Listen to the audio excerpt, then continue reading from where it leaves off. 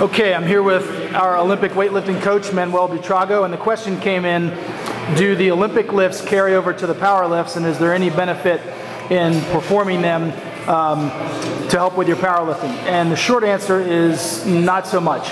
But we'll take the lifts in order. First, the squat. An Olympic squat, obviously, what the Olympic weightlifters do is a little bit different than a power lifter. It's going to be a more quad dominant movement and a glute dominant movement. Their path is going to be more straight down, as Manuel's demonstrating now.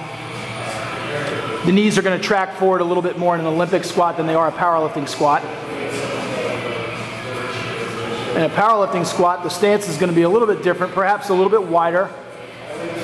The toe position might even be a little bit different. And the first move is initiated by a backward movement of the hips.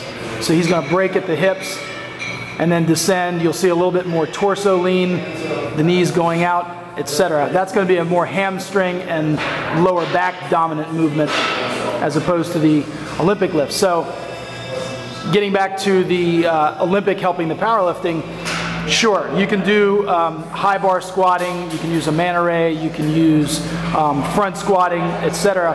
as an assistance to the power lifts. Particularly the front squat and high bar squatting is very valuable assistance movement for the deadlift. But you're not going to want to base your program around the Olympic lifts in hopes of getting your power squat up. Yes, you can use them as assistance, but not entirely. Moving on to the bench press. The overhead lifts in Olympic weightlifting are not going to have a whole lot of application to helping your bench press unless your bench press unless you have particularly weak shoulders, in which case, you know, you could do some push presses with a little hip. You can also do some jerks, like Manuel's doing there. Yep. Or obviously you could do a strict overhead press or a strict military press.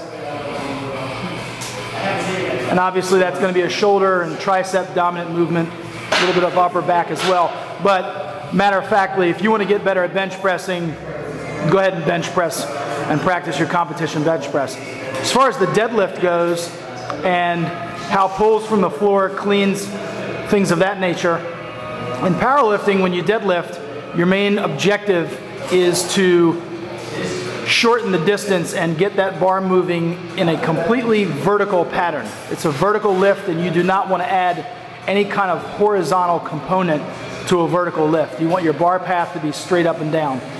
So you'll see Manuel demonstrating the deadlift, pushing the feet through the floor, getting his hips through at the top. Everything comes together at once. Now pulls from the floor and Olympic lifting are a little bit different. Actually, they're drastically different. What you'll see is a different bar path. The bar almost comes up in a curve, because his primary objective is to get the bar to the power position as efficiently as possible before he goes ahead and initiates his next move. So he's getting into the power position. So it's really a completely different move than deadlifting. So, yep. Because his objective is to get it to the power position and then drop under the weight as fast as possible. So all in all, there is very little application for Olympic lifting carrying over to powerlifting. Another question came in from the USAPL Maryland Powerlifting Forum that reads, for someone who's a natural deadlifter or built to deadlift, how often is it really necessary for them to deadlift? And what other things can they be doing to keep the deadlift progressing while not taking the extreme toll on the back that the deadlift does? That's really kind of a two-part question. The two best genetic advantages or predispositions for good deadlifting is a short torso and long arms.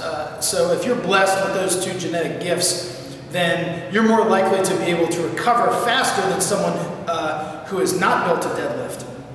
Therefore, by that rationale, you could make an argument for deadlifting more frequently because, again, you're going to recover from the workouts better than somebody who's got a really long torso and really short arms. Conversely, you can also, because you are going to be naturally more skilled at the deadlift, provided that your technique is on, You can make an argument for not deadlifting as frequently, perhaps maybe every other week. Typically, most of us here deadlift once a week, but for somebody who's super skilled at the deadlift and doesn't need to do it as often, every other week is fine, or you can kind of block your training where the first month of your training you're not doing deadlifts and then the last month you are. That sort of thing. As far as exercises to keep the deadlift progressing, if you're a conventional stance deadlifter, we believe in high bar squatting, manta ray squatting, stiff-legged good mornings. Front squats are huge. I think the front squat is probably one of the very best exercises to help the conventional deadlifter. Also, high box step-ups so that you can get that drive phase, or I should say emphasize the drive phase or the push-off phase with the legs, which is a little bit more germane to a conventional deadlifter than it is to a sumo deadlifter. If you're a sumo deadlifter, you want to be thinking belt squats if you have access to a belt squatting platform, which most gyms don't, but if you have access to one, that's an excellent exercise that will take some pressure off the spine but still allow you to load the hips, the quads, the posterior chain, etc. Box squatting, obviously, with a wider stance, using a variety of bars, safety squat bar, cambered bar, etc., etc., and also Zercher squats are a good choice for the sumo deadlifter who doesn't want to deadlift.